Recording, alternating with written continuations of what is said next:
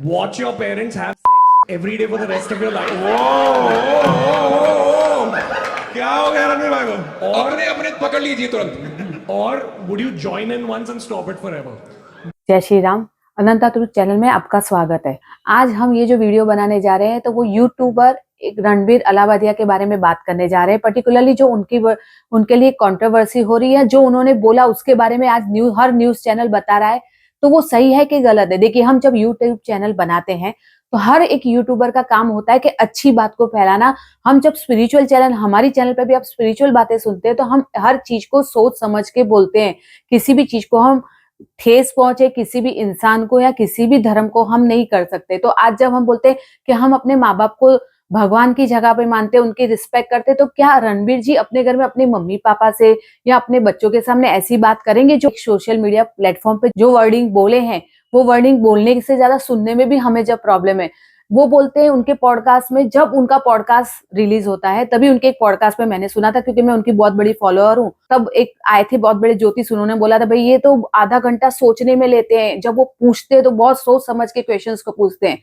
उनका लॉगो भी है कि वो तीर मार रहे हैं। तो जब एक बार तीर कमान से निकल जाता है, जब आप सोच के क्वेश्चन पूछ रहे हैं तो वो वापस नहीं आती है जो आप बोल देते हो चीजें। तो आपने कैसे किसी के पेरेंट्स के बारे में, उस फीमेल की रिस्पेक्ट नहीं रखी आपने, फीमेल की तो रिस्पेक्ट रखी नहीं रखी, आपने पेरेंट्स की रिस्पेक्ट भी नहीं रखी, और आपने जो मना है जैसे मना है क्वेश्चन पूछ लिया। अब बोलते कि ये स्क्रिप्टेड है। अगर प्रोग्राम अगर स्क्रिप्टेड है, मुझे ऐसी स्क्रिप्ट रेडी करके दी जाएगी तो क्या मैं ऐसी चीजें बोल पाऊंगी? If I am a spiritual, मैं सही में स्पिरिचुअल हूं, मैं धार्मिक हूं, तो मैं ऐसे वर्डिंग को सुनना भी नहीं चाहूंगी, बोलना तो दूर है। तो जब आप पॉडकास्ट बना रहे हो, स्पिरिचुअल पॉडकास्ट बना रहे हो, राजसी नंदी और बड़े बड़े लोगों को आप अपने यहाँ बुलाते हो, तो आपने उनसे क्या सीखा? आप पहले खुद को प्रभावित कीजिए, बाद में लोगों को प्रभावित कीजिए। पहले खुद को टाइम दीजिए, और आज के बाद जब भी आप कुछ बोले तो सोच समझ के बोलिए, क्योंकि तीर एक बार कमान से निकल जाता है तो वापस नहीं आता है। तो आप जब एक फीमेल की रिस्पेक्ट नहीं रखते, उसे ऐसा क्वेश्चन पूछते हैं, आप अपने पेरेंट्स की रिस्पेक्ट नहीं रख रहे, आप सारी दुनिया की पेरेंट्स की रिस्पेक्ट, आप इंडिया क्या बोला, फॉरेन चले जाओ, क्या फॉरेन में भी आप ऐसे क्वेश्चंस पूछ पाते हो? ये क्या है? यहाँ आजादी है बोलने की इस देश में, लेकिन आजादी का मतलब ये नहीं होता कि जो मन आए बोल दिया, जो मन आए कह दिया, और फिर साथ में उनके साथ बैठे हुए लोग भी बड़े जोर जोर से हंस रहे हैं।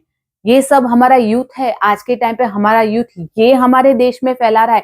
इसके थ्रू बच्चे बूढ़े सब यंगस्टर जो भी सुन रहे हैं, वो आपसे क्या सीखेंगे, क्या प्रभावित होंगे कि रणबीर जी इतने बड़े पॉडकास्टर है और अब वो ऐसी चीजें बोल रहे हैं। आप सिखाना क्या चाहते हैं इंसान को? अगर स्पिरिचुअलिटी सिखा रहे हैं आप इतने अच्छे अच्छे पॉडकास्ट डालने के बाद, आपके मुंह से ऐसी बातें सुन के मुझे तो नहीं लगता कि आप सही में स्पिरिचुअल है, या आप लोगों को स्पिरिचुअल रास्ते पे लेके जाना चाहते हैं, अच्छी बातें सीखना चाहते हैं। पहले खुद को टाइम दीजिए, खुद समझिए अपने आप को, क्योंकि खुद को समझना बहुत जरूरी है। कि मेरे मुंह से मजाक में भी, ये मजाक का तो टॉपिक था ही नहीं, और मजाक में अगर आप ऐसी मजाक करते हैं तो आई थिंक आपसे कोई इन्फ्लुएंस नहीं होगा। इवन आज से हम भी नहीं होंगे। हम जितने लोग आपको देख रहे थे, आपको फॉलो कर रहे थे, आई थिंक इसके लिए माफी जैसी वर्ड नहीं है। माफी तो आप खुद को दीजिए, पहले खुद को समझाइए कि सही में मैंने जो बोला वो सही था, और जो आपको अवार्ड दिया गया है ना, आई थिंक वो अवार्ड भी वापस ले लेना चाहिए। यूट्यूब पे हम कुछ भी बना नहीं सकते, यूट्यूब के रूल्स एंड रेगुलेशन है, हर सोशल मीडिया का रूल्स एंड रेगुलेशन है।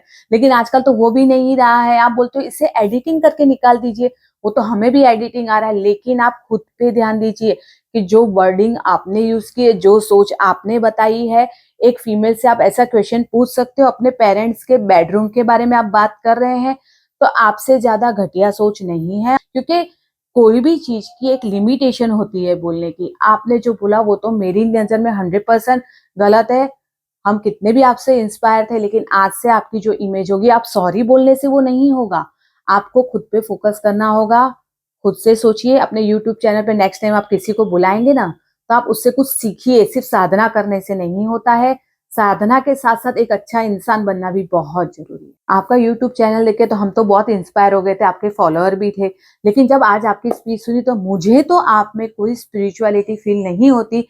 स्पिरिचुअल लोगों को बुलाना, उनसे बातें करना, बातें तो आज मैं और आप कोई भी कर सकता है, लेकिन उनसे हम क्या सीखते हैं, हमारे जीवन में क्या उतारते हैं?